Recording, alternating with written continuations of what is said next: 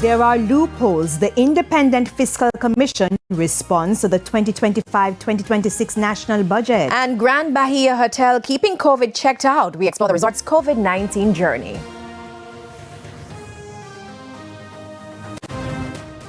Good evening and welcome to Primetime News online at onespotmedia.com. I'm Janella Precious. And I am Andrea Chisholm. Special welcome as well to our viewers on TVJ International in the Cayman Islands. In the business news, consumer price index declines by 0.9%. And Renato is also here with a preview of what's to come in sports.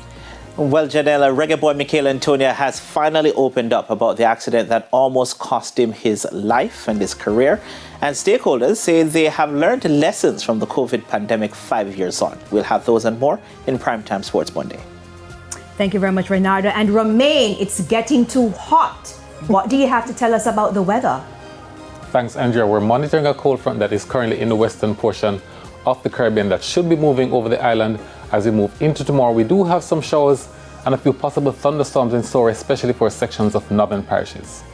I hope that means, am I going to wear a jacket outside? No? Well, let's see. All right. There's also sports commentary, E-Prime, and of course the weather in detail in this newscast. But before the break, Andrea, the feedback question. And this evening we're asking, what are some of the issues you would like to hear about on the political campaign trail? You can share comments online, facebook.com/television Jamaica, and on X at TVJ News Center.